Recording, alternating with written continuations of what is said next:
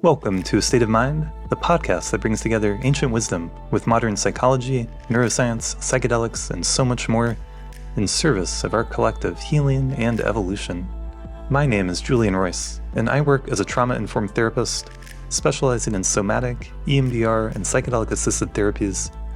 I also teach mindfulness and meditation in a way that is non-sectarian and which seeks to both honor tradition and be informed by contemporary science and our modern culture.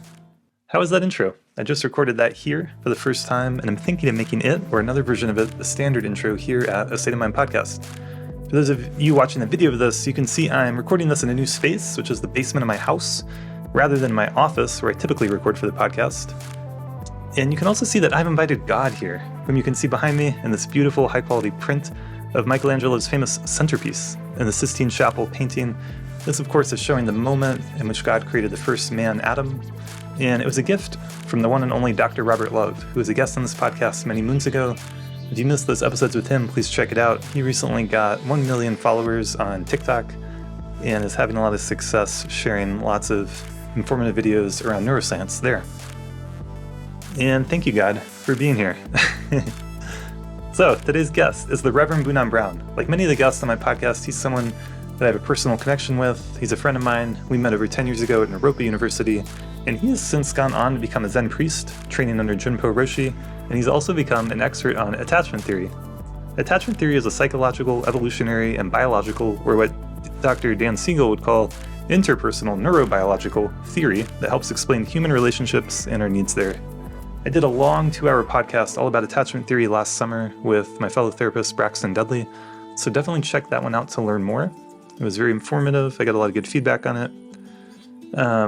And this particular conversation with Bunan was far-ranging. It was fascinating for me personally, and it really goes deep into some fundamental questions I have been contemplating for some time now. Questions around the intersection of our attachment systems and meditation practice, the nature of our minds, the role and influence of culture and phenomena such as social media, and the roles technology are having on us, and many other topics. Please check out the show notes below to learn more about Bunan and his offerings. And as always, you can support this podcast at patreon.com/A State of Mind. You can learn more about me at astateofmindcounseling.org. You can send me a message through astateofmindpodcast.com, and you can find me on Instagram at Julian Ocean with 2 N's. Without further ado, I bring you the Reverend Bunan Brown.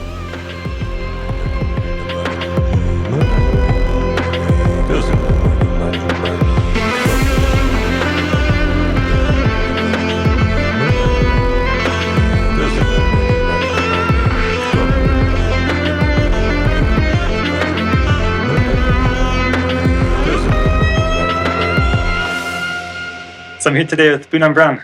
Bunan, thanks for being on the podcast. Yeah, it's my pleasure, Julian. Yeah, it's great to be here with you. Here in my new house. Mm-hmm. First recording in the new space. Yeah, this is going to work pretty well. Mm-hmm. Yeah. And we first met, I think, at Naropa University Yeah. a long time ago. And I know you've had a background, a lot of experience with Zen Buddhism. Mm-hmm. Do you want to share a little bit with us how you got into meditation, what your path with that has been like? Yeah. My early 20s, I was, just being a 20-something-year-old, working in restaurants and a lot of partying, a lot of drinking, stuff like that. And grew up in a family that didn't have much emotional intelligence, so I didn't grow up knowing, how I was feeling. Mm-hmm. And so there was a lot of just kind of, pain and suffering that was building up over the years, and eventually that just, swelled to a point, and my life just wasn't working the way it was, and I just realized I had to make some pretty big shifts and stop drinking, stop going out, and then had all this free time and money on my hands. So I was I need to do something, and so that's funny. I remember one of my Buddhist meditation teachers said, if you give up all the distractions, then Dharma practice is easy. yeah. But so what?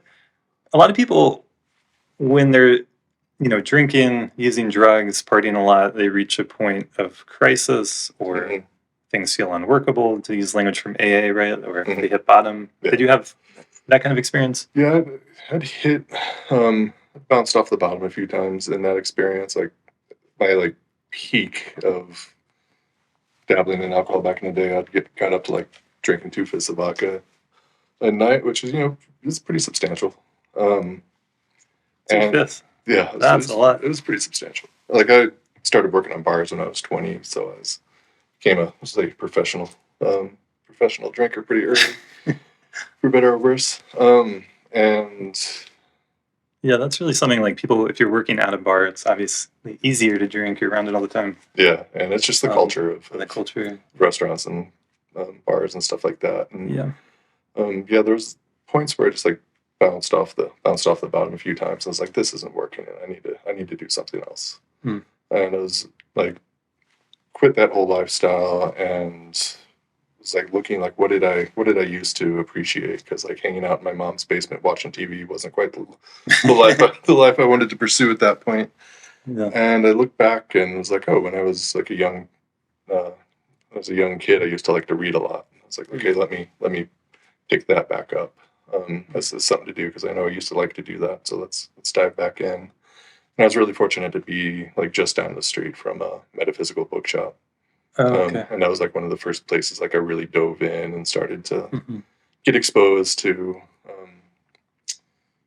let's say, spiritual ideas in any way, shape, or form. And then just my inquisitive mind just like took over, and I just started following all these breadcrumbs along the journey Nice. and path, and Yeah. trying to figure out what this whole consciousness thing was.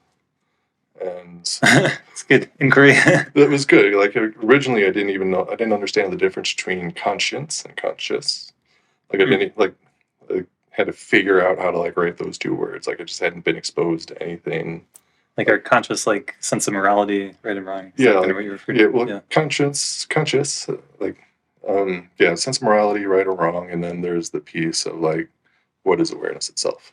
Terms I'd use these days, and like they didn't have a distinction in there. And That's not a small point. I think our culture and language, our language of our culture, English language, very fluid, Mhm. adaptable, malleable, but like we don't have exact definitions for these kinds of words. It's pretty new. Mhm. And so I've seen a lot of teachers now make a distinction between consciousness and awareness, but I'm aware of that could be useful in the context of a certain person teaching, but there's nothing in the English language dictionary that's necessarily going to spell that out for somebody who's trying to figure this out on their own, right? Yeah. So, yeah, not even close. And, yeah. yeah, and like in that exploration of like, okay, what is this consciousness thing? Like came across cosmic consciousness with Ken Wilber. Oh, nice. And I was like, what's this? And everything kind of took a left turn after that. Ken Wilber, yeah, Mhm. what a powerful writer and thinker and Mhm. synthesizer. Yeah. It's had a huge impact. Yeah, being able to see all of the like spiritual maps laid out next to each other, and it seems like, okay, these ones go here, these ones go there. Okay, and then like he's got such a Buddhist background, I was getting exposed to that, and I was like, okay, what's this? What's going on here? And like started my Buddhist exploration from there. Beautiful. Mhm. Yeah. I think there's something precious and special about when someone first is exploring spirituality, meditation, consciousness, and Mhm. it's honestly a kind of it's a vulnerable kind of place to be at because there's so much, especially today, there's so much information out there, Mhm. and you want to be able to find the right kind of information and the right kind of help, and Yeah, that can be tricky. And that's why like seeing these maps laid out next to each other was like so helpful for me, yeah, because I was like dabbling and exploring in these different traditions. Like the metaphysical bookshop I was close to, like they didn't have much on Buddhism, but there was all this Wiccan and Native American and this like all sorts of stuff there. And like I explored it, and I was like, okay, where does this stuff go? there's something in you that the Buddhist teachings resonated with. Yeah. When I started, I started reading some of the text, and just like it's like seeing, okay, this stuff is actually speaking to me, and particularly like the Zen tradition. Like there's something about how the language inside of that just like really speaks to my experience, Mm-hmm. and just like dove in pretty deeply after that, and started looking for a teacher, and eventually stumbled upon Jumbo Roshi. Oh, amazing. Yeah, Yeah. and it was just like, this guy. How do I become more like this guy? I've shared a little bit about him on this podcast, but I did a great retreat with him and had a big impact on me. Mhm. Yeah, and I wish I had done more, but I'm grateful for that experience. Yeah. How did you find him, and what did you meet him in person when you had that like this guy kind of moment? No, I actually met him first, or saw him first on Integral Life. Okay. Like it's one of the first interviews or early interviews they put out there, and was with him. yeah, it was he was talking about his experiences like window pane, LSD, and spiritual awakening and stuff like that, because he was the head of a family in the 60s and 70s that synthesized like the world's purest LSD at the time, and he had quite a journey with that. And I was like, who is this guy? Yeah. So I had Keith Martin Smith as a guest on this podcast actually twice, and he wrote a biography of him, I think with him. I mean, obviously he was working with him and as a student of his, but that story, one of those stories in there that was so amazing is he was in this San Francisco in the 60s with the Grateful Dead and like learning drumming with them and stuff and selling tons of LSD. And then at some point he had some like beachfront kind of apartment or house, and he was like, I'm just going to take this huge amount of LSD and see what happens. Yeah, the way he tells it was suicide. You want to talk about that? Do you remember that? I don't know it well enough to like really get on the inside of it. It's in his Heart Blown Open book, so it's got a really good description in there. Yeah, I just remember it was an ordeal. It's a trial, and it was a super intense experience for him. But he woke up eventually, coming down from it, and was like laying naked on the beach, and he's like, I have to go to India, and like that thought was just like ringing through his head. So that was the start of his the start of his more spiritual journey. Amazing. So then you got into Zen practice. Was it with Jimpo Rishi? It was with Jimpo. I'd like sat a little bit in the Missouri Zen Center in St. Louis, but there's things didn't quite resonate with me around practice there. And one of the things that's important is like sort of the level of development of the teacher. And so that's why I was like specifically seeking out people like Buddhist teachers that were really informed, particularly in that part of my life, because it was such a big piece. So you had that orientation from the very beginning. Yeah, that's interesting. Yeah, like I did a lot of reading and study before like got into integral, and then I was able to start to actually practice it. And with Jumpo was one of the places where I like really first came to fruition around, okay, I can actually start practicing this instead of just reading about it, because kind of pointless to just read about these things. Interesting. After a point, and did my first retreat with him in 2010 out in outside of LA. Oh, okay. Yeah, and that was a really just beautiful and powerful experience. And one of the requisites for getting into that is I had to go do the Mankind Project weekend. Oh yeah. So that was a kickstarted like my men's work. Amazing. History, I guess. And that's a weekend in the wilderness or in nature. Yeah, that was where did they do that? It's more like a ranch kind of setting. We were mostly inside for it. But they brought together 100, 150 guys and take us to this whole weekend initiation. A lot of guys. Yeah. And Jimpo was involved with that, right? He used to be back in the day. He was very much connected with like the founders of it, and his teaching actually originated in the program where all the guys wanted him to do like Zen retreats. And so we started doing them originally for the Mankind Project, brothers in there, and like sort of his Sangha got birthed out of that. And so a lot of the higher ups of the Mankind Project are close students of his, and so I get to see some of the really beautiful conversations there, like some of the presidents and stuff like that, like in the order. And do you want to share a little bit about what the Mankind Project is? Yeah, Mankind Project is, I think they have like 60,000, let's say, members or initiates worldwide that have gone through. That's amazing, 60,000. Yeah, the New Warrior Training Adventure, I believe the weekend is called, where they usually like bring men that have never done any kind of men's work, and they'll come for a weekend and you don't know much about it going in, which is really nice. And then there'll be 20, 30 men like holding the space for us, and they'll take us through all sorts of like sort of mythopoetic journey experiences, because a lot of it's like based off of like Robert Bly and Iron John and stuff like that. So there's a big like mythopoetic piece inside of That's beautiful. Mankind Project, and sort of kind of start to teach about shadow and how we need to integrate this stuff, and like those feeling things I mentioned earlier, like those exist. And so it's to some men out there. yeah.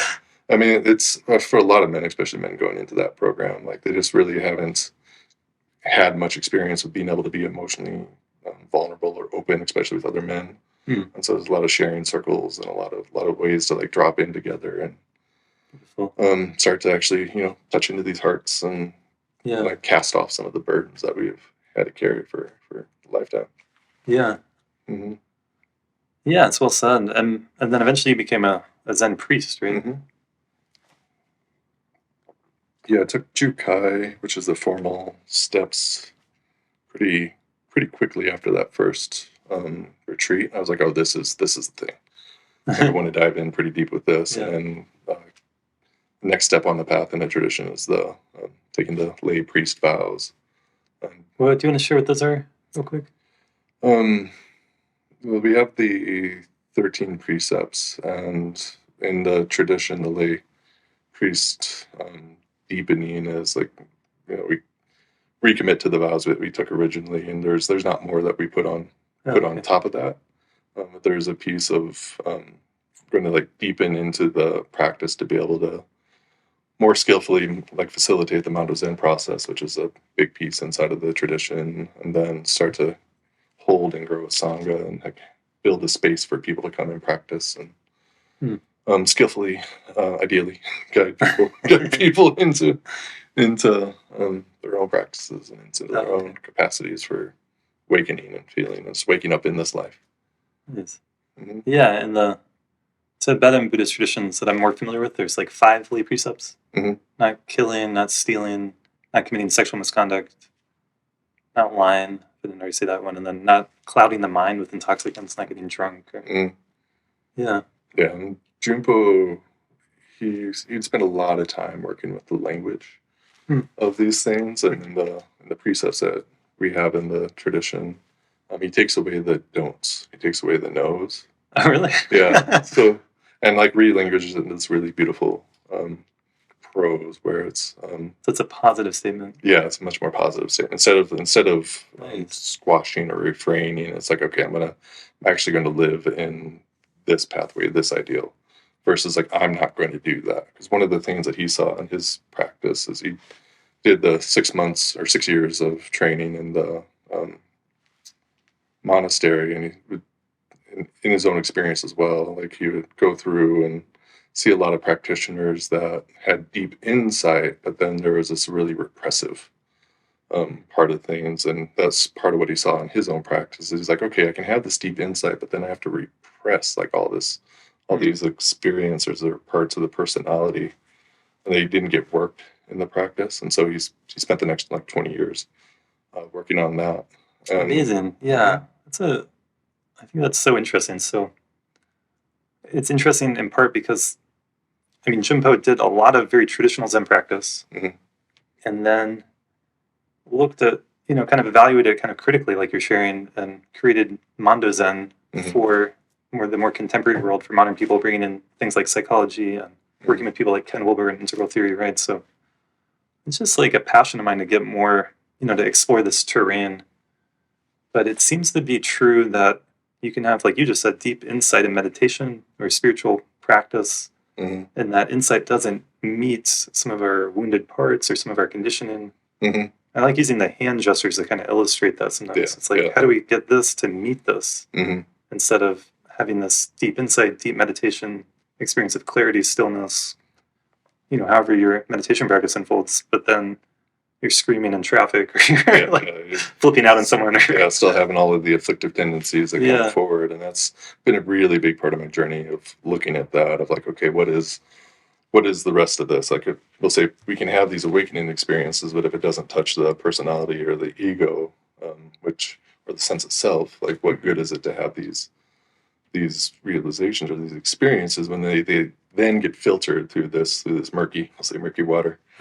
And that exploration is like, over the years, like led me into like deep attachment work, and looking at attachment as the origination of the sense of self. And that sense of self it's so emotional, it's so conditioned, it's so ingrained into our experience prior to the cognitive mind being online, because it's most of this stuff's imprinted like prior to 2 years old. And so the foundations, like the root of our sense of self, the very things that shape us, are much more emotional in nature. They're much more, we can say, reactive. Like it's like the origins of the sense of self are the ways we learn to navigate the world and keep ourselves safe and respond to threats and stuff like that. Mm-hmm. And if we grow up in a household that's, we'll say, not securely attached or not safe, we learn all of these ways to self-regulate and get our needs met that when we get older might not work as well. And like Yeah. those are the things that it's like, okay, this conditioned sense of self that we've grown up with our whole life, like awakening practice doesn't really do much to that. Hmm. Unless you're like super, super deep and just cut it off at the root, which is a very rare thing in the West. And so there's this question of like, how do we actually look at that and start to reshape that stuff that was conditioned into us so early? Mm-hmm. And that's been the exploration of my professional work in the world over the Yeah. last handful of years. Yeah, it's beautiful. And you've really gotten deep into the attachment work, like you're sharing. You've studied it a lot. Mm-hmm. You're helping clients with it. Mm-hmm. I think it's one of the things you said that's really interesting, I think is true, is that our sense of self obviously develops early on, and it develops in relation to other people, Mm-hmm. primarily our caregivers, right? So, Yep. And apparently that was, I'm not an expert in existentialist philosophy, but apparently that's something Sartre, if I'm saying it right, the French philosophers and some of the existentialists pointed out that our sense of who we are exists in relationship. And if you take that away, in a sense, you can maybe, through Zen practice or Buddhist practice or spiritual practice, you could have an insight into no self. But even without that, there's a sense of like the self can dissolve. It can kind of not be there from time to time. Mm-hmm. Like there's a way in which it exists in the reflection of the other. I think that's how the existentialists talk about it. Yeah, our sense of self is shaped directly like through our relationships, our first relationship with our family. And that piece around the emotional regulation, how do we get our needs met, how do we navigate the world, is just a direct right brain to right brain download that we get from our mother and father so early on.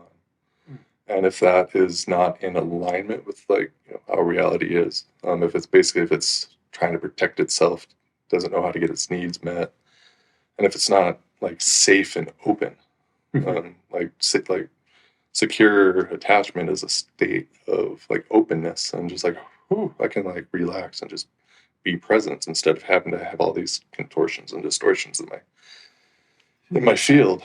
And that's so shaped through relationship, and we see the impacts of our attachment so easily in relationships.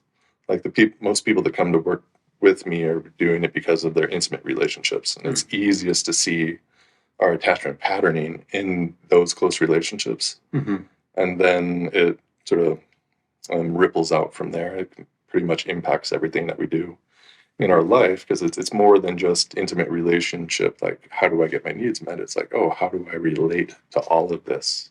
Right. And we very much can hit states that, like, let's say the self drops away, or a lot of things drop away, and it gets really easy to hang out in. But then we like have to talk to people at some point. Like we have to go off of the mat and go into the world. Yeah. Like get off the cushion and go back into the world, and then we're relying on that sense of self again to actually interact with the world. And if that has the we'll say the distortions in it, it makes it really hard to actually stay open, because so much of the insecure attachment strategies are all about protecting. Because we didn't know how to open up in certain ways, we didn't get seen, didn't get met, we're safe, all of that. And so we use these patterns, these techniques that we learned before we could even talk or reflect or think about our experience, that are held in the body, held in the emotions, and try to navigate the world with that. And if we're, we can do a whole bunch of practice, but then if we get in the car and we start yelling at people, like we lose so much of our we'll say our spiritual progress, because it just flushes right out of our body in that heartbeat. Full disclosure, I use that example because I tend to have that tendency sometimes. That's funny. Yeah. I think that it's a rich conversation. There's a lot of nuance and subtlety. But it's interesting that again, I'm studying more in the Indian, Tibetan, Buddhist tradition, but they, in the classic Mahayana teachings that as best I can remember, there's like these 10 stages of the Bodhisattva, or sometimes there's 12 or 13 stages.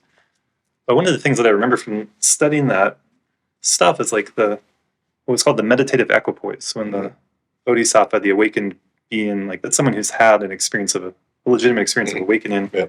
When they enter their meditation, that meditative experience, that meditative equipoise is basically the same in all the stages. So it's changing as the post-meditation, the period after you meditate.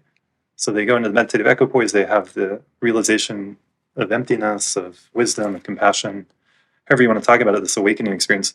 But then they interact with the world, and that's like the piece that gets increasingly refined. And according to the tradition, eventually this meditation and this post-meditation become one and the same thing, like one taste, like the same experience, the same insight is continually there. And that would be the definition of a Buddha, a fully awakened one who's always acting in compassion and in alignment with the world, and there's nothing to protect anymore.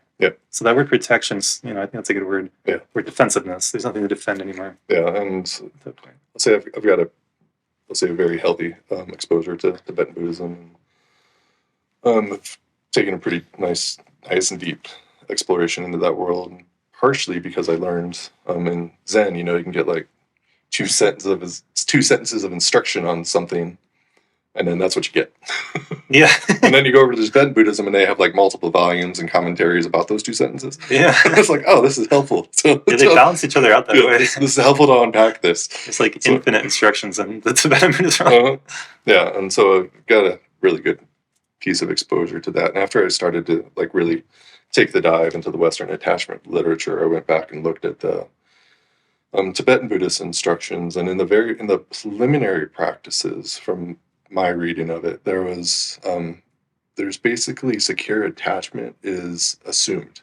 This is something we've talked about in the past that's so fascinating to me. And so what you see is that culturally, in traditional pre-modern Asian, or probably all over the world, cultures, there was more secure attachment was more the norm. Can you speak to that? Like in the like pre-modern cultures, like non-Western societies, like growing up in a village surrounded by your whole family, like having these long traditions was the norm. So you'd grow up with your entire extended family. Like the village would have been like where you live instead of just the house, and we're disconnected from the people that were around. And you would have had that level of attunement that was necessary to grow a securely attached child. That would be much more the norm than it is in the Western societies these days. And with that being the case, it's just easier to actually like be connected with the world, be connected with life, feel safety, be able to feel seen and known by the tribe or the village that's around you, because you're around them your entire life. That makes so much sense to me. I think it's a kind of tragedy or catastrophe of our modern contemporary world that we've created like unwittingly. Like it's very much in the shadow. I think a lot of people, more and more people are starting to see this and talk about it in different ways. But Gabor Mate's got a lot of good recent pieces around that. I mean, clearly there's a growing awareness that alienation, isolation, overly individualistic culture tends towards those extremes, and they're not optimal. They're not healthy. They're not the best. They're very suboptimal for the best of human flourishing. And there's been a lot of great stuff that comes out of modernity, but there's also this disconnection, this profound alienation and depression and just lack of connection that people experience. And in like Tibetan culture, where like compassion was ingrained into the life, into just village life, like it was just much more there, much more available, and much more of a way that you grew up. Like my emotional education in school was like there was just like a piece of paper taped to the wall that said care. And like that was it. You remember that? Yeah. Oh, like literally. Care. They'd like swap them out like once a month. They'd put like two different things, and there would be no teaching, no class, nothing like that. Little inspirational poster. And that was it for emotional education. I think this is such a big subject, such an important point. And I think our culture, like people like Gabor Mate are doing such a great job bringing more awareness. Things can shift, but there's a lot of gravitational pull, partly from our economic system, I think, towards individualism and giving everyone as much consumerism and choice as possible. And it's kind of like all about what makes you happy. And it's like missing something with that, that kind of view. Yeah, like the soul's taken out of it. And like, how do we actually experience like true equanimous, like happiness? And then we bring that into the world, and that being let's say the currency that we could all explore and actually cultivate with each other, versus like we need to buy things in order to be happy. We need to have the white picket fence and keep up with the Joneses and all those beautiful little sayings that we have. Yeah, the giant home that makes you more isolated because everyone can have their own room or their own. It's if you're a family of 3 or 4 and you're in a 4,000 or 5,000 square foot home. Yeah. And if you have your own car, you're in your car isolated. There's all these ways in which It's interesting with and I use them a lot myself with the earbuds. Again, like everyone's literally in their own world. It's like, hey. But there's pros and cons to it. It's not all bad. Yeah, it could be helpful, and if you're like wanting to dive into like contemplative practice, spiritual practice, like in my path of it, my exploration, like I've just really started to see like how relational it really becomes. Like to like really feel safe in our body and feel safe in the world. Like that's a very relational experience where it's like, wow, I can like really reach out and both feel life, which can be a really deep reservoir if like we really touch into the feeling of being itself, and like have that blossom forth and see like, oh, like everything is like complete in a very real sense. Like everything's here, and then the rest of this outside stuff just becomes icing on the cake, if you will. And you can like very much go in and have that recognition or realization. That's a great point. Yeah, for yourself inside of your own heart, and then we bring that into our relationships, and then we can like bring our awakening into the world and into the connections that we have, and recognize that none of us are separated in any real way. Like if we really start to investigate the belief of like I'm sitting over here and you're sitting over there, we can just deconstruct that whole thing until we recognize that it's like, oh wait, there's no actual I over here. There's no like you there that I'm using as a concept. And that belief that so many people have that we're separated in this space like falls away. And then we can recognize that we're all profoundly interconnected. And we're like touching each other in just really intimate ways, just with the way we're being in the world. Like I'm talking about like the tuning fork thing, where it's like if my heart is really open and I'm like, let's say blazing with wakefulness, like other people can feel that and they'll start to tune to it, even if they don't know they are or not. Just like if somebody's in a really bad mood, they can walk in the room and you're like, whoa. You can feel it. You can feel it really quickly. Yeah, totally. Yeah. The tone of voice, the facial expressions, there's a lot of communication happening beyond the content. Yeah, vast majority. Absolutely, yeah. And I want to come back to the culture piece, but one thing you just spoke to, you're in this class too. I'm in this year-long training with Dr. John Churchill, and he's done such a fantastic job of teaching meditation from the ground up, starting with really cultivating, creating that sense of safety in yourself, in your body. Yep. And so I just think it's like to have that as the foundation. It's very psychologically informed. It's totally in alignment with what you're talking about with attachment theory. And it's like creating this healthy foundation, in a sense, like a secure attachment with yourself. Yeah. Like, would you say that? Yeah, that's very much what he's working on. Yeah. Cultivating in there. And his entire first weekend teaching was all around basically embody safety, is the way I would say it.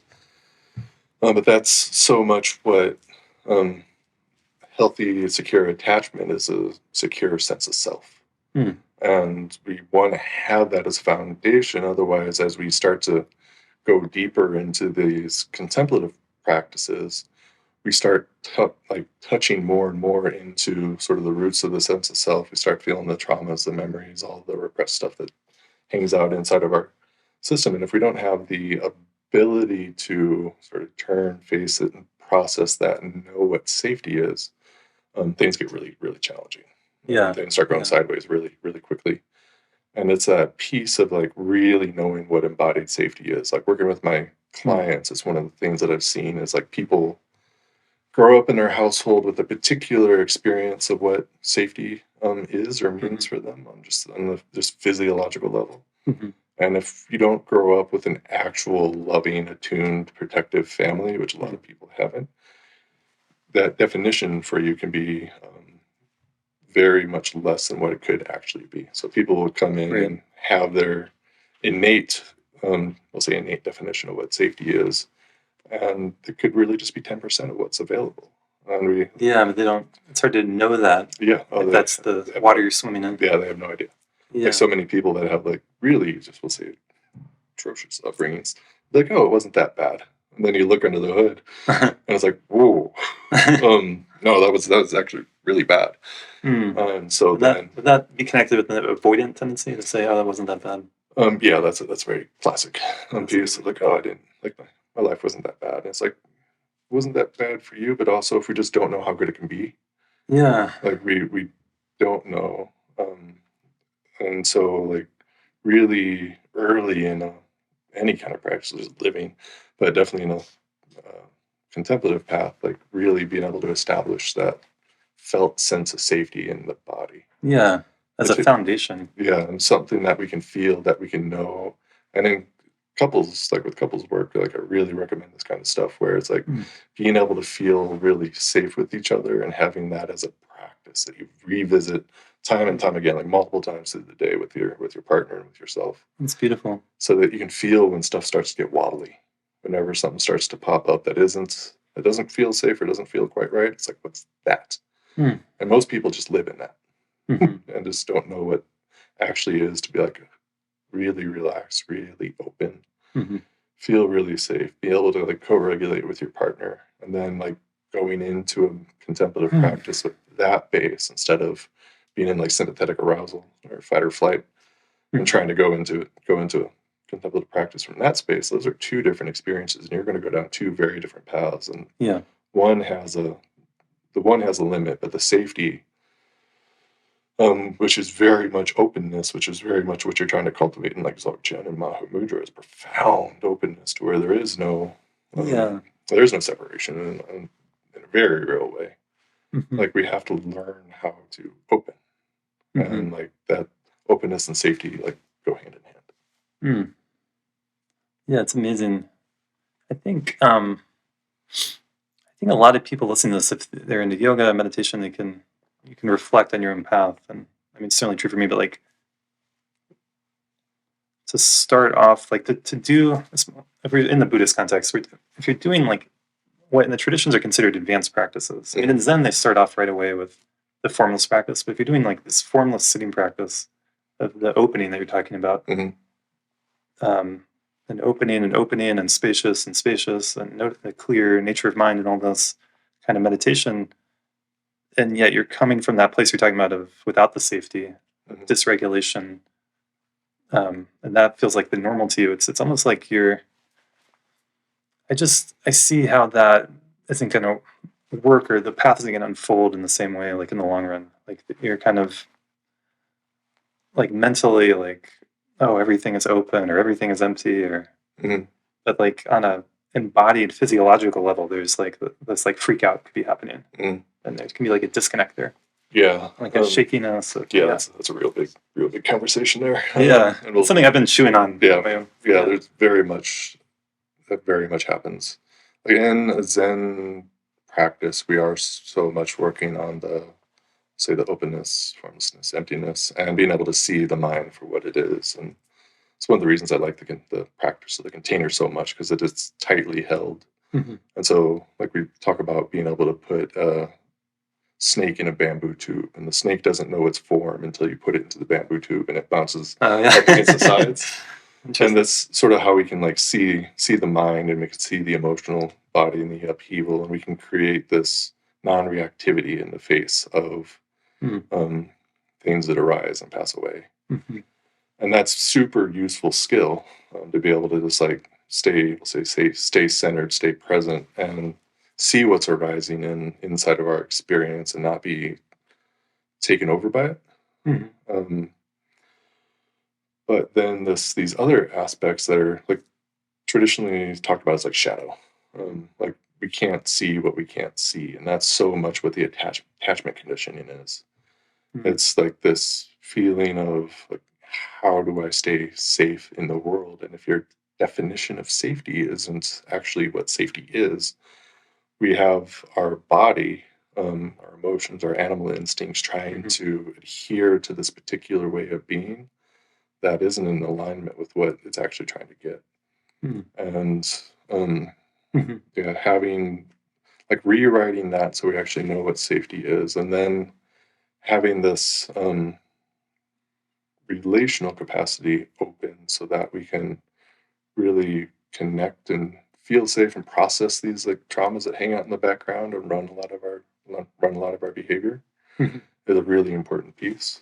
And that's really hard to do just sitting on the cushion. Like some of it can pop up, but because so much of this stuff's relational, like it's only going to come out in a relationship, whether that's with therapist, a teacher, or something like that. And like we have to have some of that reflected back to us so we can see it and then start to change it and like process it in a different way and repattern our sense of self so it can be healthy, so we can then do this really like profound opening practices, and we can open and open and open more instead of like having this system that's installed so early into our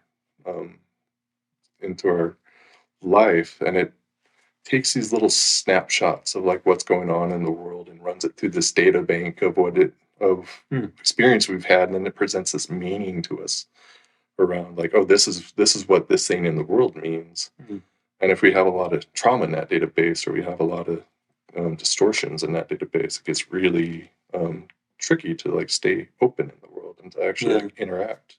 When our whole physiology, which is much more powerful than our, say, conscious mind, is like, I need to shut down and protect on the visceral level. And we can sit there and watch it happen. It's great. But it doesn't, that does just the watching alone doesn't actually change that experience. And that's like that combination of like, okay, like meditation, contemplative practice is really powerful. It's seeing this stuff, but then what do you do with it when you see it? And that's where, I'd say that's where like the Western psychological attachment models get really, really good.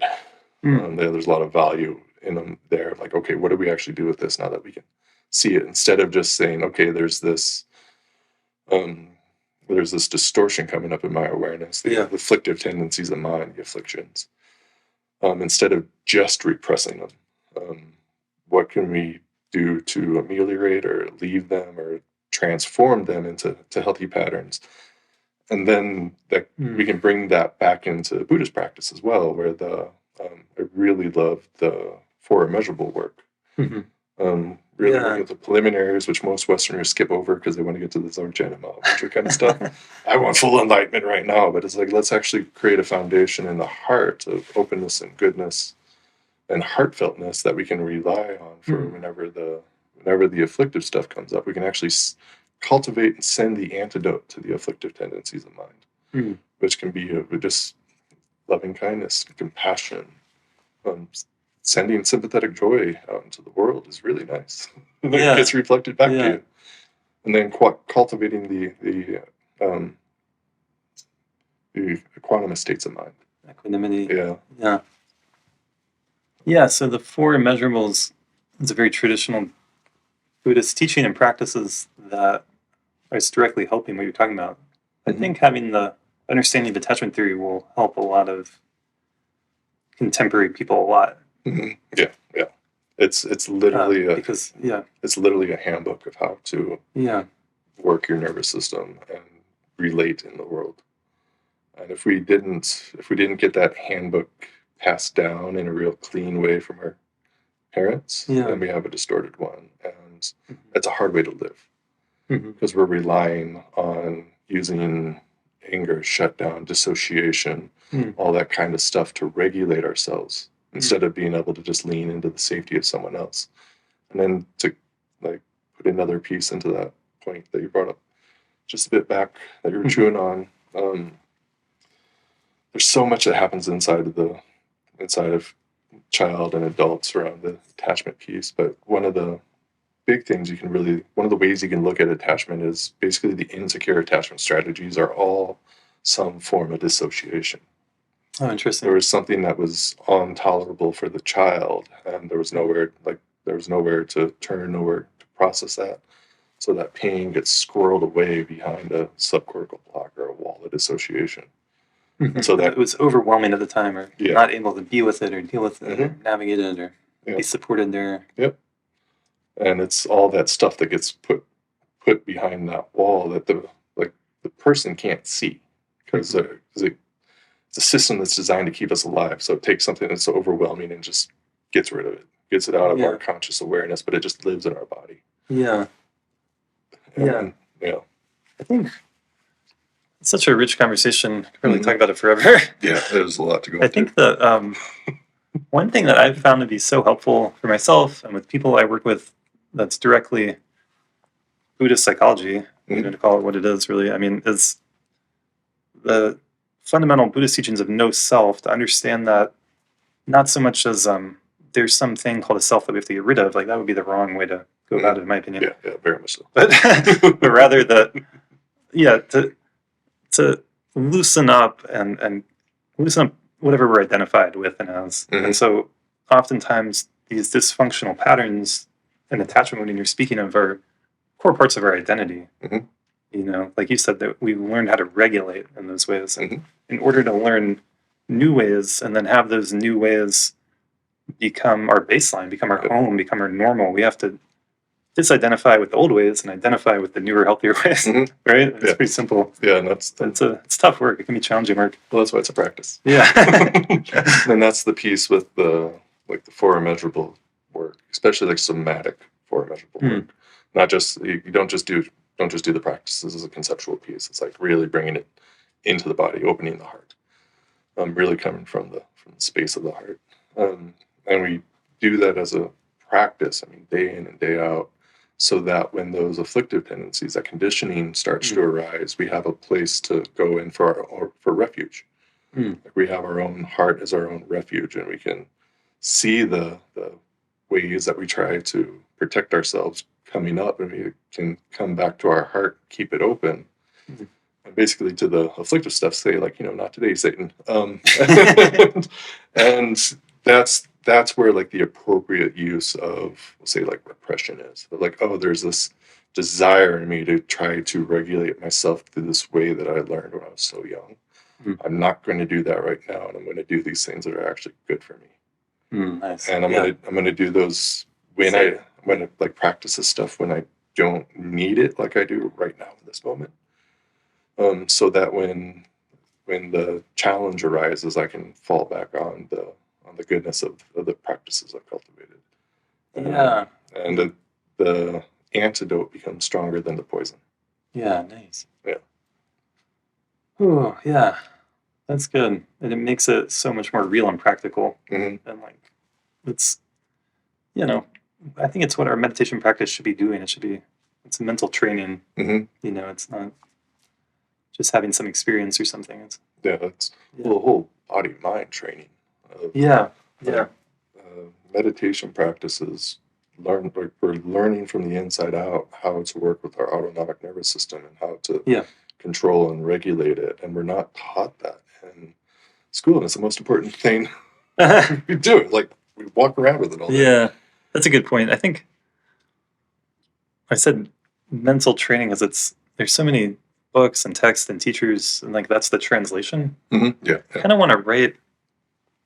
In my ideal world, I would sit down and make the time to do this, but maybe one day I will. But like, I think other people are talking about this, but like the word mind, like, it's in Sanskrit or Pali or Tibetan, and it's getting translated as our word mind. We hear that and we're like, oh, here's our mind and here's our body and maybe here's our heart and our emotion, and we have all these separations, and it's like, no, it's like everything is consciousness. And I like the word consciousness better. So maybe we could say that, but like, it's very much the word mind gets us in trouble. Yeah, that's what you said was right. It's not a mind training separate from our body and emotions and nervous system. It's all of that together. Mm-hmm. It's all together, yeah. Yeah, and people that grow up with a lot of trauma, they can't actually feel into their bodies. Mm. And from what I've seen, like all the real deal contemplative teachings out there, they're all going into the heart. They're all going into the body. It's not just the cognitive aspect, which is just another sensate in my tradition, where it's like all the thinking, all of that, the reflecting. It's just a sensate, just like hearing and tasting, smelling, touching. Mm-hmm. It's just another way information comes in, and so many people get wrapped up in the thinking mind, thinking that's who we are, and it's very much not. And being able to like relax that level of identification, and being able to like open into the body, and to be able to like expand the sense of identity outside of this little meat suit that we're wearing, and be able to recognize it's like, oh, like I can feel the entire room, and I can feel this other person, and we're profoundly interconnected, interdependent, and interpenetrating. Mm-hmm. And those are part of that particular phrase is part of the morning service in my lineage. Oh, beautiful. And it was that those sayings that like sent me on pretty much a 10-year journey at this point of recognizing like, okay, if the truth of the matter is that we are interconnected, interpenetrating, interdependent, what does that mean, and what can we do with it? And the deeper you look at that, the more recognition of like, oh wow, we are profoundly connected, and like all of your autonomic nervous system's impacting mine over here. We're not separate in that way. We're actually designed to feel each other on these non-cognitive levels, and to be able to read, say, emotional states from afar. And that's like what a really healthy like tribe and connection is able to do. And there's whole rabbit holes we could go down with that one. That's interesting. The evolutionarily, like in the past, when we're in the tribe, there's these profound levels of communication happening that we've lost touch with in our modern world. Do you have a sense of the percentage of people in our society that are securely attached versus not? The literature says 50%. 50% are securely attached. Can you imagine if we had 50% of our population that was like suffering from heart disease or lung cancer, or we'd be freaking out. 50% are not securely attached. Yeah, and all the people that I know that are in like really in the attachment world are like, where are those people? They're not paying $200 an hour to come to see them. yeah. I should understand, that's biased clientele on that one, but in theory, it's something you can measure to some degree scientifically. Yeah, attachment theory is the only personality typing test that's scientifically accepted and validated. That's amazing. Yeah. I don't know if I realized that fully. Yeah. There's been a lot of controversy in psychology around classic experiments that aren't being replicated. Like they rerun the experiment. It's not the same. And attachment is like cross-culturally validated. And we see it in animals. I mean, it seems like just so clear that it's a real thing, obviously. And it seems it makes a lot of sense that our natural state, as we evolved, was to mostly create secure attachment, right? The insecure, is that the right phrasing? Insecure attachment cells, that they would arise in times of crisis. Right? Yeah. Because they do have evolutionarily adaptive strategies that help when things aren't going well. Right? Like the avoidant one might help you when there's no nurturance there. Yeah, there's like superpowers that can happen with all of them. But also a lot of weaknesses. Good to name that piece. Yeah. So when times are tough, they can be adaptive. But in our societies, like arguably, like times don't have to be tough right now. It's interesting. I don't want to make the past into some perfect ideal. For sure, life was hard always, and people suffer, and there's all kinds of crazy stuff happening throughout history. But what we can do at the very least is become a more informed society and try to just design a culture, like culture in a lab. We're growing bacteria. Like here we're a human culture. We're growing humans. Like how do we create a human world that is contributing to more and more secure attachment, healthy upbringing versus less? Like that would be a great good. And so it's not about trying to be perfect, but it's about like systems and information and knowledge and practices that can help us evolve in a positive way. Yeah, because being securely attached, and you can go from the insecure strategies into secure ones, and then just for the listeners out there, the insecure ones are the avoidant, anxious, and then disorganized. Mm-hmm. And they're talked about in different ways in different systems, but that works. And being like having secure functioning, being securely attached, having secure sense of self is just a lot easier way to navigate the world instead of having to be responsive through these insecure strategies that get us to a close approximation of safety and okayness, but it's not actual safety and co-regulation and okayness. So it's very, very worthwhile to like dive into that work and to dive into both with a professional and then like, there's some great resources out there that can really help people on that journey and take a lot of the learning curve off of it. And let's say a few of them. The Therapist Uncensored podcast, the whole thing is all about attachment. It's really, really good. George Haas with the I'd Love You Keep Going podcast. He's very much, That's a great one. Yeah, he's attachment and Buddhist practice. So he's just a gem in there. And then, what's his name? Dr. Dan Siegel. He's got some great stuff. He's very, very attachment informed. All of his super smart guy. Yeah, all of his books on kids are all like just profoundly beautiful and powerful around raising securely attached children. And the way they get parents to raise securely attached children is by reflecting on their own attachment strategies. And so they start to like look at themselves and start to introspect and be like, oh, how did I emotionally regulate or get my needs met or feel safe or provide safety? Like, how did that happen for me as a kid? And how do I want to do it in really aligned ways for children as I raise ideally securely attached kids?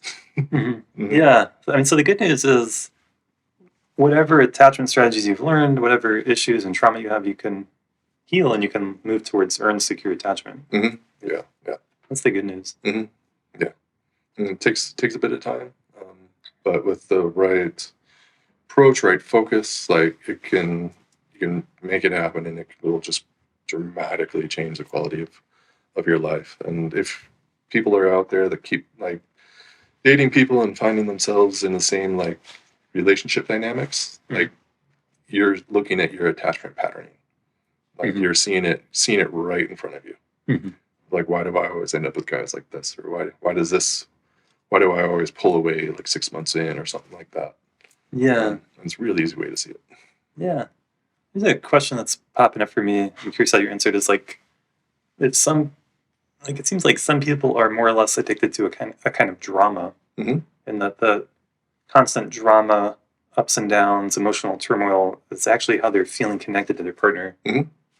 What advice would you give to someone? Yeah, so generally those patterns are going to come around when somebody grew up in a more chaotic environment, and they get this imprint of chaos is normal. Chaos is what love is. And then we unconsciously like recreate that inside of our relationships because we just have that working model of like relationships are supposed to look like these ups and downs and valleys and all of that. And that's usually more in the anxious attachment kind of things where we're like trying to get needs met by either caring for people or having issues that arise that people can come caretake us. And being able to like recognize that there's usually going to be some deeper need underneath that chaos that people are recreating, and it's like, oh, I actually want to feel safe and seen and held. But these patterns that I keep playing out aren't actually getting me that. Gets me a close approximation of it, but it's not actually the thing. And so people have to learn what it actually feels like to be held in safety with a partner, and like just be able to be seen and known and like really regulated into a place of safety. And if we learned early on that we have to do all this up and down stuff to try to get some sort of connection, we have to learn another way of how to actually connect with people. Right. We have to learn to see that pattern as the afflictive tendency and be like, Yes. okay, Yeah. not today. What do I actually need right now? It's like, Yeah. oh, I want to be like wrapped up like a burrito and told I'm loved. Okay, great. Can somebody actually do that for me and actually show up in that way? Mm-hmm. And we have to like learn what those behaviors are. It's like learning, like, go back to the four measurable practices, the heart practices. It's like, okay, how do I actually like feel the regulation that I want instead of going down those other pathways of maybe drinking or checking out or going down the Instagram rabbit holes for days and days and days. How do I actually get my needs met? And I have to learn to like see what those are, actually know what they are, and then find somebody that can actually meet them. And that's a whole process and journey. Yeah, that's well said. Mm-hmm. I think it's good to speak to. I mean, there's all these different patterns. I know everyone's unique, but I think for some people, like I think the word addiction is a good one. I mean, I think we're identified with they're addicted to certain ways, and then they hear about secure attachment. It might sound boring. But you actually need to like, hey, this is actually going to feel better and be happier and be, at some level, I think it's what we all really want, but not everyone sees that. It's a much nicer way to live, and addiction is very much. I mean, you can go into the hood of somebody that's dealing with addiction, and there's 98% of the time going to be intense childhood traumas underneath there, and the addiction takes us away from the pain that's either in our present moment life or that's actually stored in our body. All the traumatic memories that we didn't know how to process, those things don't go away when it happens. It actually just stays in there. And it can build up to where it's just hard to live, and we want to get away from our own experience, so we go into addictions and try to check out or go into high states of arousal, creating a lot of chaos, that kind of stuff. And like the worst of it, like we're just trying to get away from ourselves because we never learned how to process that stuff.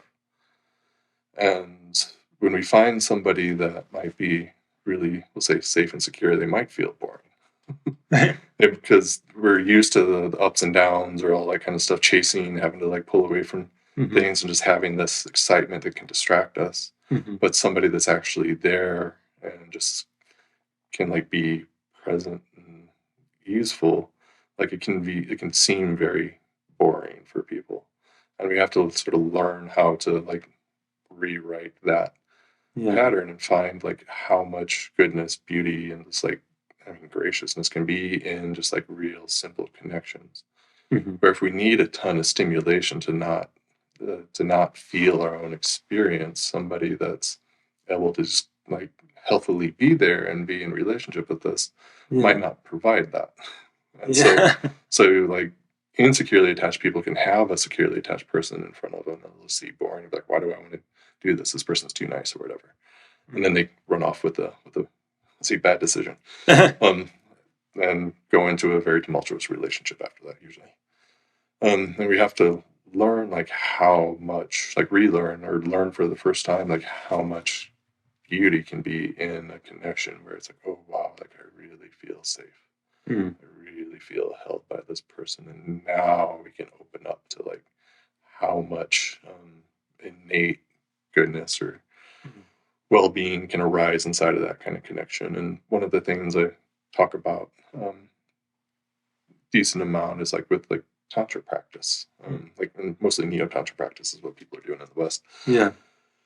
People are going into these tantric experiences or workshops, whatever, to open up into sort of new expanded states of being or like new novel aspects, like how good can this feel over here?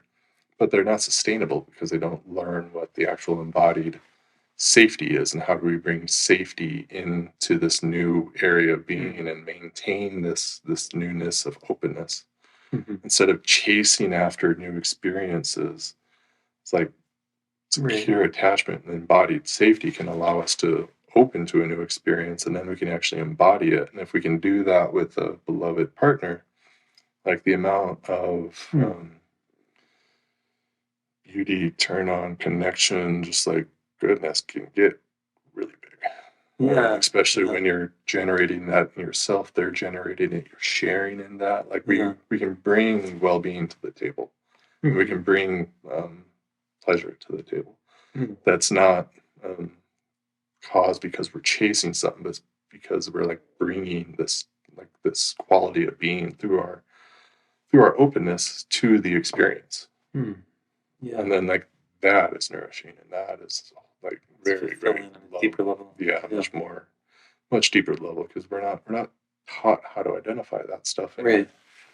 cultures. We're taught we need to go do the things, we need to go do retail therapy, shopping therapy, Shopping that kind of stuff to Yes. feel better, instead of actually Yeah. like reflecting on, oh, what's my state of mind, what are the afflictive states of mind, and what are the like wholesome nurturing states of mind, and how do I drop into that and open into that. Yeah, totally. Yeah. It's kind of the same old story of there's something outside of me that I need to get. Mhm. And it could be material stuff you're shopping, but it can also be like you're talking about, like chasing after experiences. Mhm. And then at the end of the day, you're not finding the fulfillment you really want. You Yeah. know, it's that old saying, looking for love in all the wrong places. Mhm. And so, yeah. Mhm. Yeah. That's Yeah. part of the human drama. I can relate. I mean, I've done that enough myself. Yeah. And Yeah, to be able to find that connection. I think what you're speaking to is so beautiful, and it can. I think I was just at this Buddhist retreat in Northern California, so I'm like swimming in those waters again in my mind a lot. But I asked a question of one of the teachers there, you know, around community and connection, and there's so much of an emphasis on meditation practice is often a solitary thing you're doing on your own, or you do a solitary retreat or this or that. And he said, well, I don't see a contradiction there, because if you're really meditating, even though you're maybe in a little hut on your own, you're actually connecting with all beings. And Mhm. like he quoted this beautiful song by Milarepa. Mm. It's like, people think I'm alone in this mountain cave, but I'm here with everyone. Mhm. And so that was a beautiful little thing. I've been sitting with that. Yeah. Yeah. Yeah, we have the mistaken belief that we're separate Right. from people, life, things, and we experientially can take that apart and recognize that we are profoundly interconnected.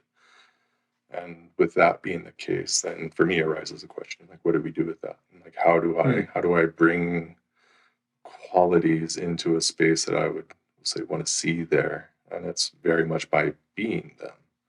Like, how do I awaken these capacities of mind or body mind inside of myself and bring them to a space and be able to share, let's say, share freely with people of that experience? And whether we're in a let's say a mountain hut by ourselves, or we're actually like engaged in the world with people, like those qualities are very we take them with us wherever we go, and just there's a particular depth that we can cultivate like on our own, but then also being able to share that with people, and like really have these like really just deep and profound connections where it's like, whoa, like this person like really sees all of me and can hang out in the spacious qualities of mind while we're actually in connection.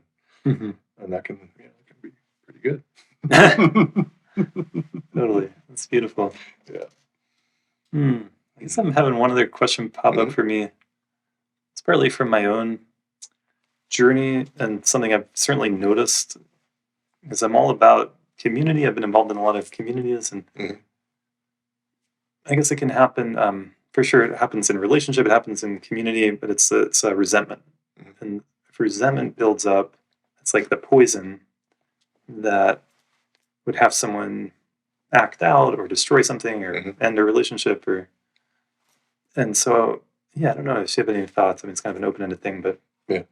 living together is great, or like being in community is great, but there's issues that are going to come up, and people get resentful. Or how do we need some ways, some practices to like release that? And Yeah, there's learning how to deal with conflict and rupture repair is such a big piece, and like I didn't take any classes on that. Yeah, we're not taught growing that. up. We're not Yeah. taught relational intelligence whatsoever. So like really being able to know ourselves well enough to know that that resentment is there, and then having the capacity or the skillfulness or the artfulness to be able to bring it forward and share it with somebody in a way that it can be met somehow, ideally worked through, Yeah. is a powerful skill, and like we all need a lot of that. Yeah. Because it's really necessary. And one of the resources I send my clients to is like Jason Gaddis's book, Getting to Zero, which is a really lovely handbook of how to do that, or like nonviolent communication is really good stuff for that. But very much those withholds that hang out in our system. We have to be able to learn to see those and be like, okay, can I release this myself, or can I work it with somebody else? Because they will just build up in our system. They become that weight that we carry around with us. Yeah. And we can try to avoid it, but it still impacts the quality of our experience. Yeah. Like it lives inside of us, and it takes a toll. And so we have to be able to see it, know that it's there, Recognize it. Yeah, and then be like, okay, what do I want to do with this, and how can I resolve this and actually get my needs met in an open-hearted way versus blaming and shaming. Yeah. Going off on somebody or doing all the various self-destructive stuff we like to do. And so, I mean, sometimes we can resolve things just within our own self, in our own process, or with a therapist. Sometimes we need to have a conversation with someone, have a process with the person or community or group. I just think it's in our world today, when like some of the problems and issues like in society at large, like I'm thinking about things like the terrible mass shootings and like all the bullying that's happening online, or the attacking people and tearing them down, and it's this like resentment quality that it builds up, and envy and resentment, and I think just like we just need to like have processes, and it feels like an important conversation for culture at large to talk about more. Like it plays out in politics a lot, right? Oh yeah, it's like it's like it just muddies the water so much. Yeah, and that's as we've increased in technological capacity and complexity, like our relational skill sets haven't kept up pace. Right. And that's like such a big piece that we need. Like, as we've said a few times, like we weren't given relational intelligence, like we weren't taught it growing up in schools. Like it's not in our societal cultural milieu, and we need that kind of understanding, that kind of capacity to be able to work through these challenges or difficulties, be able to like understand people from different perspectives, and be able to recognize like, okay, they hold a different perspective, and like that's okay for them where they're at, and I hold a different perspective, and like things can be, we can handle that complexity, and like being able to like really work that through in our own system. I mean, there's so many pieces to it. Yeah, that's a big thing. Yeah, but the more let's say like relational intelligence we can get, like it's a cool phrase. The easier it becomes, and both being able to work our own stuff out, be able to work stuff out with our partners or our coworkers, because those are all relationships. Those are all like family dynamics play out the whole thing. Yeah. And being able to work that in those relationships, and then expanding that out to the greater spheres that we connect and can touch with is really valuable and important. Yeah, work.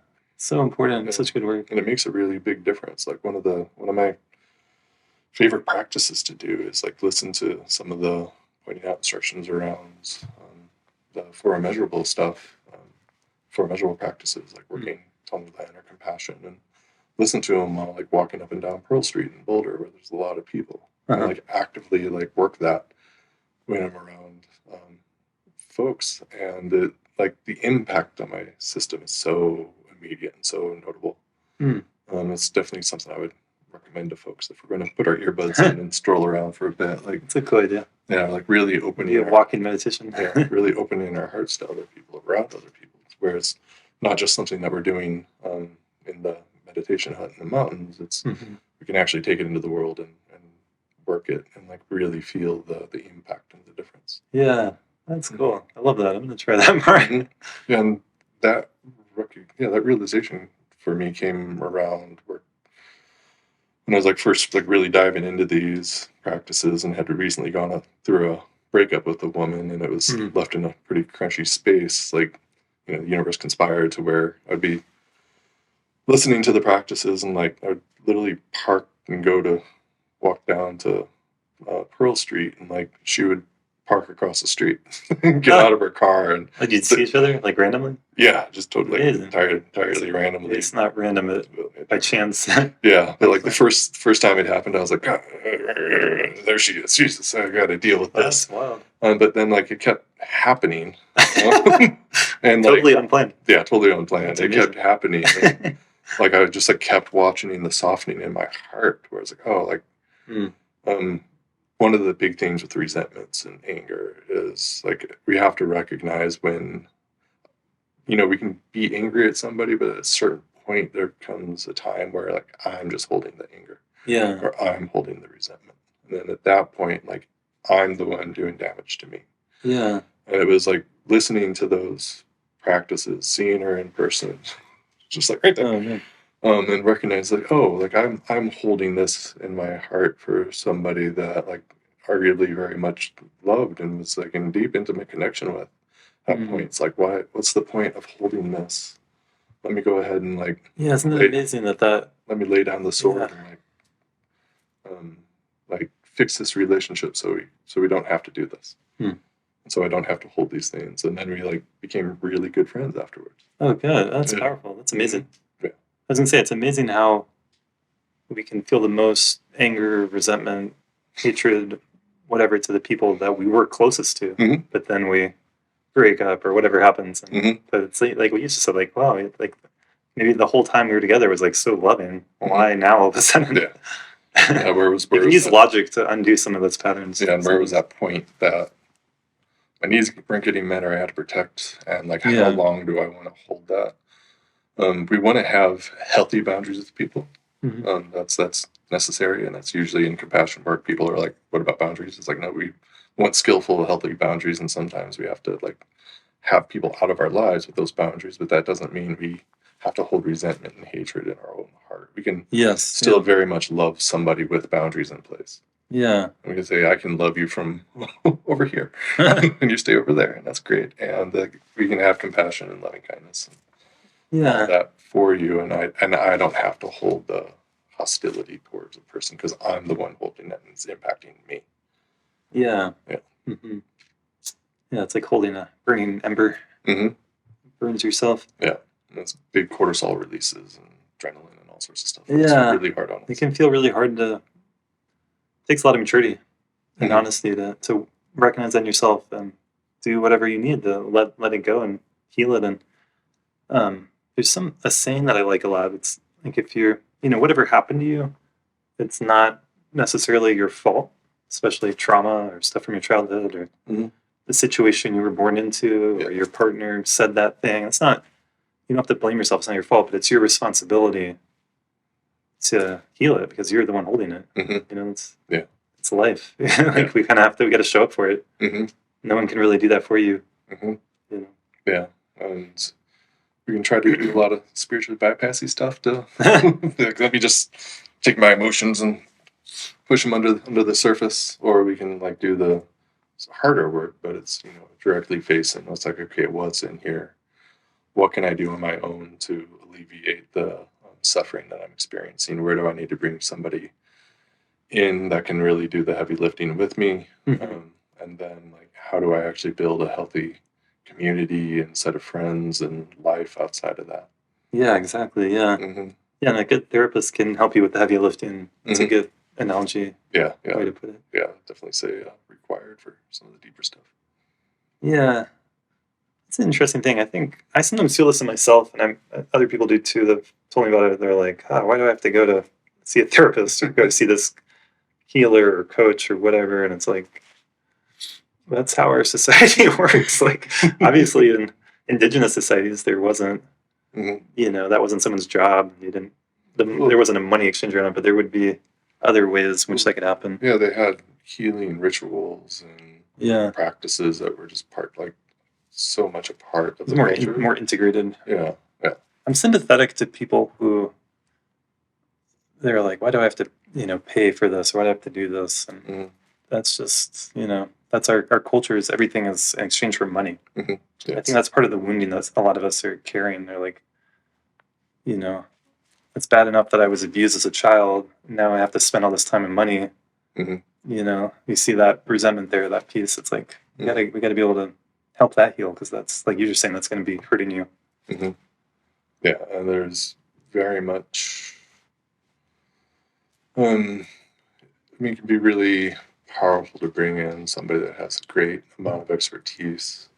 And then one of the things that I've really been loving seeing is the having all these like books and YouTube videos and like Instagram channels that talk about like well-being and like what are healthy relationship practices and things like that are just much more accessible. Like with my social media feeds, like I curate them to be like reflective, to where it's like, okay, here's somebody giving really good and beautiful advice on all these topics, instead of just seeing the unending revolving shit of the world that's out there, which is, That's good advice, actually. You can open up your app and consciously, bring mindfulness and click unfollow like 3,000 times, and eventually you can curate it. Yeah. But it takes some intentionality, and because a lot of us are addicted to this scrolling, and we kind of want to see that crap. So so if we're going to be seeing it, we might as well see things that are actually good for us and healthy, instead of the things that speak to the lowest common denominator. But the piece around the resentment of like, why do I have to pay somebody to go in and heal this? Like, unfortunately, just because like it's, we'll say, such a specialized thing at this point. Like, how do we be like healthy human beings? That knowledge isn't widely out there. Like paying somebody for their expertise to come in and help us with both we'll say the heavy lifting, but there's also a nervous system and nervous system regulation thing that happens inside of that, where like the client can borrow the safety of the practitioner. And so their nervous system can feel that like I as the practitioner, I'm not dysregulated, and I can hold them in their parts. Or sometimes for like couples, I see that being a lot harder, where it's harder to take that little bit of that say just that step back approach, where it's like, oh yeah, I am here to be with your suffering and be with all the parts and be with the trauma, and hold you in it, and help you work through it. But I'm not going to like step in there and be in it with you. I'm not gonna get dysregulated while you're dysregulated. I'm gonna do the work over here to stay profoundly regulated in the face of intense traumas and intense processing. Yeah. That's good. That's a good thing. And then as we train people how to do that more and more people learn, we can actually do it for each other as a society and friends groups and stuff like that. Yeah. I think it's for sure there's a lot of good free resources out there, and there's a lot of stuff online. There's a lot of YouTube. You don't have to pay for that, right? Really. And, so yeah, that's good. Yeah, you can do there's all sorts of master classes on YouTube around like narcissism and borderline, this and that. So you can, and attachment, and like there's so many online classes. Yeah. But we have to commit the time to absorbing that and recognizing that, like, okay, there's a different way that we can live. How do I want to do that? I've got, if somebody's 25 years of conditioning, living in another way, you got to put some time into shifting those patterns and be patient and put time into it. Yeah, because when we're doing healing work or trauma work or meditation work, we're literally changing our neurobiology. Yeah, we're literally just step by step changing that. And we have to like put some, let's say, some intense energy into it once we get above like 25 for the real neuroplastic stuff to happen. Because like with the insecure attachment strategies, our brains get wired in a certain way.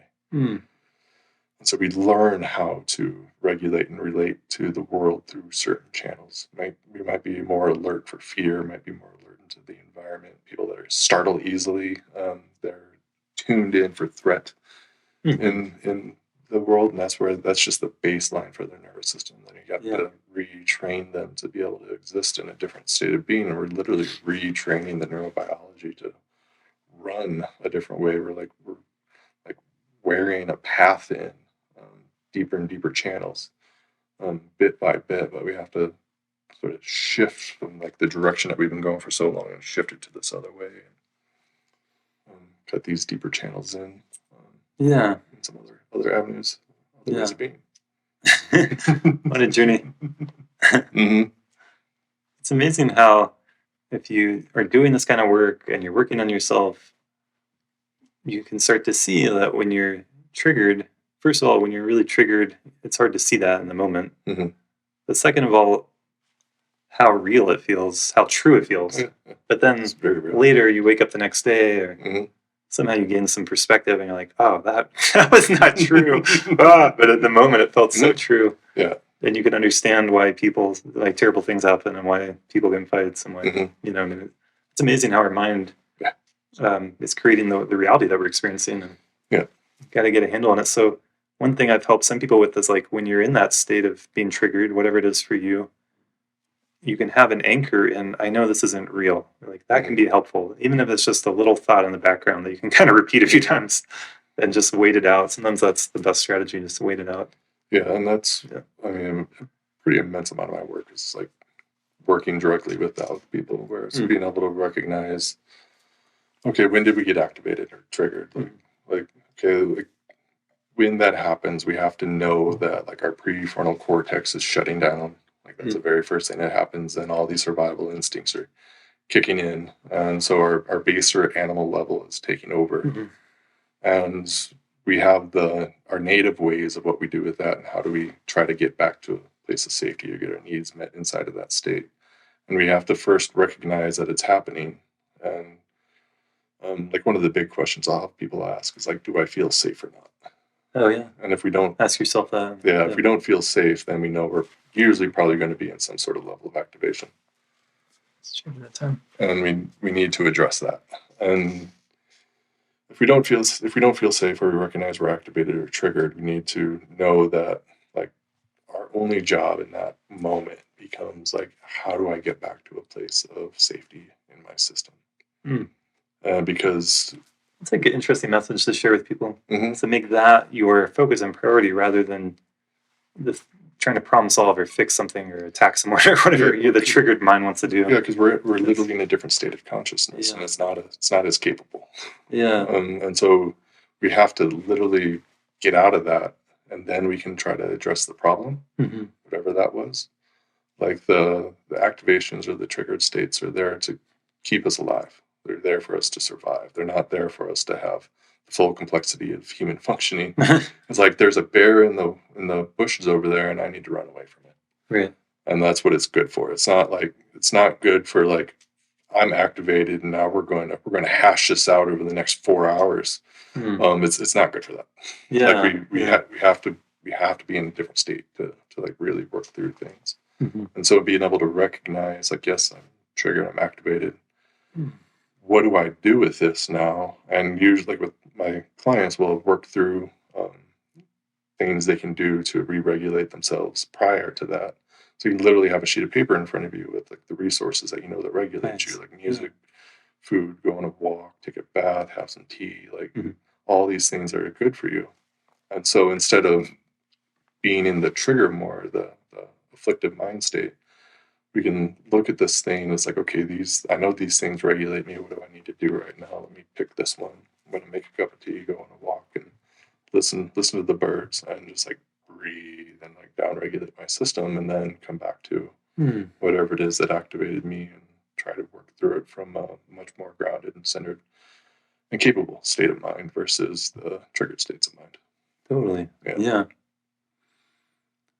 Hey. I had an interesting experience recently with dysregulation myself, where I think I shared this with you the other day. I'm driving to get to the airport. There's terrible traffic, and I left later than I wanted to. And I got really activated, and there was like an anger energy, and I was safe, I drove faster, more aggressively, cutting Mhm. across these lanes of traffic, navigating. There was like a 10-lane highway. It was one of these crazy highways. This was in California. Mhm. Um, I got to the airport on time, returned the rental car, got my checked bag in, made it to the gate. But I noticed my nervous system was like, Mhm. for several hours, honestly. And like, but the other thing I was thinking about with it is, had I not gotten activated like that, Mhm. I don't know if I would have made my flight. Yep. And so I was kind of like, I don't know if this was worth it or not, but I'm Mhm. going to spend the rest of this day like dysregulating. But at least I made the flight. Yeah. And so there's, so you went into a sympathetic state, which is Yeah. where you go into, it's like the fight or flight. I was in fight or flight. Yeah. And I was, And those states aren't inherently bad. When there's a whole world of polyvagal theory, and Deb Dana does really great explorations of this. I won't go down that rabbit hole just because it's a whole another hour conversation to really get into the details there. But basically, when we can stay both like regulated, but we can also bring in that energy of like, oh, I need to handle this thing now. Bring in that activation. That's what I was trying to do. I don't know how well That's a particular skill. And it's like, okay, I need to do this thing, but I'm not gonna like. There's a difference between bringing in like sort of the clean energy, like, okay, let's make this thing happen, versus like the anger and the upset and still doing it. Where it's like, okay, like I've got to go and I've got to make this happen now. Let's bring in the energy to be able to like let me go ahead and whip through traffic and do the speeding to the airport thing and make sure that my needs are getting met. And one way we can look at that is like in a very healthy expression, it's play. Like if we go play like frisbee with our friends, we go rock climbing, we want to bring energy in. And be able to do that. That's great. Yeah. And so that's where those systems are the healthy expressions, outlets.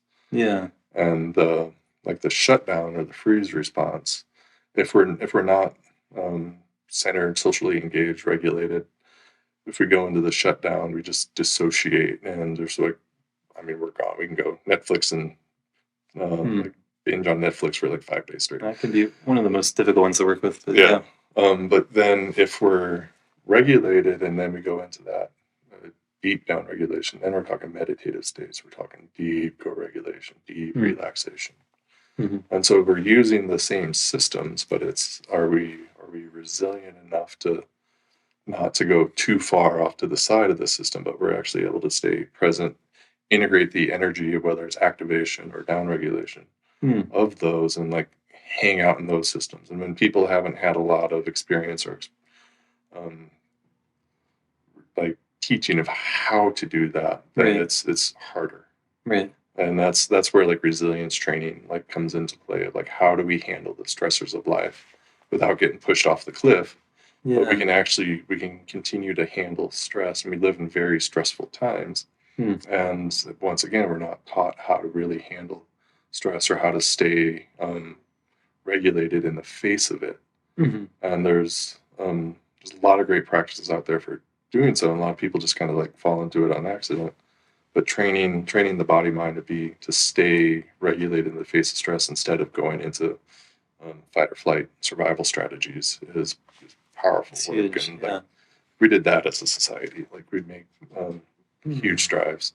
Yeah. Yeah. Beautiful. Okay. Got one last question in my mind for you. You got energy? Yeah. Okay. This makes me laugh. Monogamy, polyamory, attachment theory. It's a big subject, but just briefly, like some of your thoughts on. Yeah, I mean, if we can, no matter like, I mean, that's a big one too.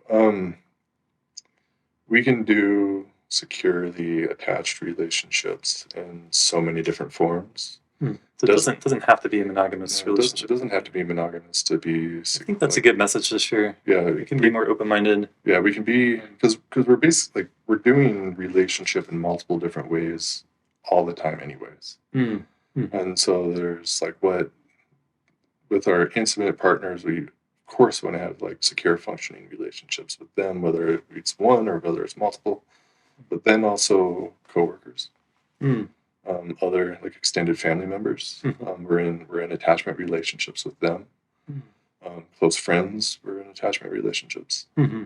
and then kids, of course, and like the wider community, and they lessen with intensity as you get farther out, but we're still want to do, if we can, like a natively securely attached person is going to respond securely to all of those different situations. And say that again. Somebody raised with secure attachment is just going to naturally respond securely to all those situations. All of them. That's a good thing to reflect on. Yeah, it's not just our intimate relationships. It's not just our close family members. Yeah. It could be an acquaintance. It could be a coworker. It can be. It's all of our relationships. Bring it to all of that. I love that. And that's so important. That's money. That's food. That's sex. That's power. Like attachment goes all the way down to the core. And our attachment relationship to all of those things of how do we regulate ourselves and get our needs met. Both. Most people think it's just relationship, but it's food, sex, money, power, like all of those things as well. Our core fundamental needs and things to work with. Yeah, because it is the map of how we learn to get our needs met, our self-worth, how we view ourselves, how other people view ourselves. And so the basically the entirety of human experience, like it's set up based on our attachment strategies. And so it's such a pervasive thing. It's not just like, why do I get in a fight with my girlfriend or boyfriend? It's much, much bigger than that. Yeah, I agree. Yeah. Great. Well, thanks so much for being on the podcast. Yeah, my pleasure. Thanks for having me. Far-ranging conversation. Yeah. Do you want to share with people where they can find you? Yeah, so have a website, bunanbrown.com. You can reach out and see a little bit about some of the offerings that I have in the world. I wouldn't even talk about your tea. Yeah, that's a whole other thing. Conversation. But I'm deeply steeped in the world of tea, and tea is a contemplative practice and mindful way out there. And I've built a meditation tea hut up in the mountains of Boulder. Yeah, it's so beautiful.